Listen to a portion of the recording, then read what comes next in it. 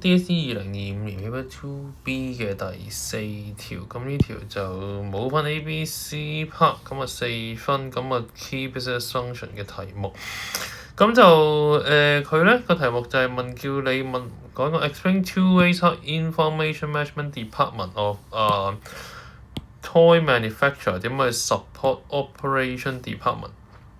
咁你聽落去咧，你要答一啲類似關於可能同data 有關嘅 information management 啊嘛，係咪？咁啊 data analysis 啊，data collection 啊，data storage。不過重點字眼咧，其實喺呢一個位嘅就係佢哋 with reference to the functions of operation management，即係話個意思咧，其實反而就係個重點就係你要話到俾人聽啊，喺 operation management 呢一個 aspect 呢一個方向之下，究竟 information management 點樣幫到 operation 啊？咁所以你會見到啲乜框住紫色嗰啲框咧，其實全部都係 operation management 嘅 function 嘅，譬如 inventory management 啦、quality control 啦、咩 capacity planning 或者 work schedule 等等。咁所以你見到咧，佢個比分咧都係㗎，佢話係 function of operation management 1分，然之後 support from information management 1分。咁所以你一定要答中嗰個 aspect 先嘅，即係話譬如我要 facilitate 嘅 information management， 咁究竟information 就俾啲 data， 咩 data？ 譬如話可能存貨量啦，譬如 inventory level 啦，又或者究竟訂咗幾多貨啊 ？economic order quantity 啊 ，OK， 即係訂貨量係關於 raw material 嘅咁樣。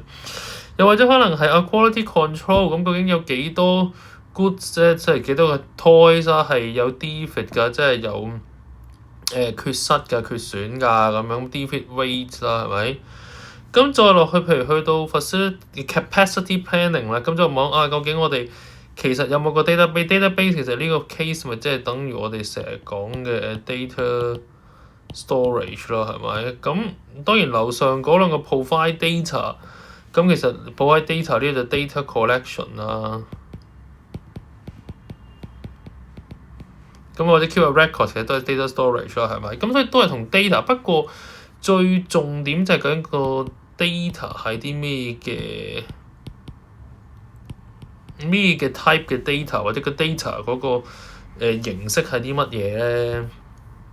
咁所以咧，你見到咧，佢呢度咧我覺得呢個表真係做得幾好嘅，即係可以話到俾大家聽即係譬如話佢個information management 可以點樣 support 個 OM 啊？譬如你見到都係呢啲字眼啦。collect data 啊 ，store data 啊 ，summarize 啲 data 啊 ，analyze 啲 data， 有個 database 啊等等啦，係咪？咁而就住唔同嘅 aspect 咧，佢都可以講，譬如 inventory management， 咁就可以講有冇 inventory level 啦，又講下究竟佢嗰個 raw material 究竟有幾多啦，個 maintain 嘅 data 啊 ，collect 啲 data 啊等等啦。quality control 頭先講過啦，個 defect rate 啊，或者個 database 嘅 system 去睇下究竟嗰 quality 係點，即係 keep 住要儲啲 data 啦。咁 production process 入邊，我哋頭先講過嗰啲 capacity planning 啊、workflow 啊、design of 個 layout 啊、selection of location 呢啲全部都可以嘅。咁當然又係啦，你要講啲相關嘅 data 俾佢聽，譬如 capacity planning， 咁究竟我哋個工廠入邊 machinery 或者個 labour usage 係點㗎？咁究竟呢啲又係 related 嘅嘢啦。譬如個 workflow， 我哋有冇一啲bottleneck， 即係樽頸啦？有冇啲停工嘅位，或者個 efficiency 係點㗎？嗰啲個 workers 嘅 efficiency。咁又或者個 layout 點樣擺啦？即係點樣先為之最好啦？可以 minimize 咗啲 movements 啊 ，unnecessary 嘅 movement 啊。咁或者 facility 嘅 location 個 warehouse 擺喺邊好啊，方便個運輸啊，或者嗰個 rental cost 啊，呢度你見到個 data 就係。咁 logistic 都 OK 嘅，係啦，呢一個 point 都係可以嘅，即係見到 logistic 都係屬於嗰個 operation management 㗎。咁有冇一啲 data 係關於 shipment 啊，或者 delivery of 嗰啲 toys 啊？咁所以咧無論如何佢都係離唔開個 data。不過 data 嚟講咧，你話俾我聽緊係邊一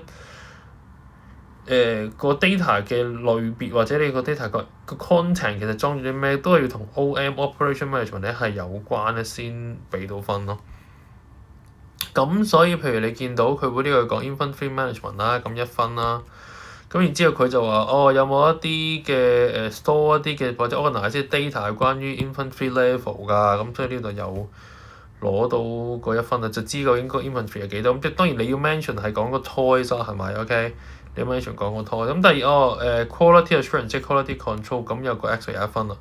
咁個考生就話我要 control 個 quality 喎，咁你有冇一啲 data 係關於嗰個quality 嗱？佢又係講個 storing 嗰啲 data。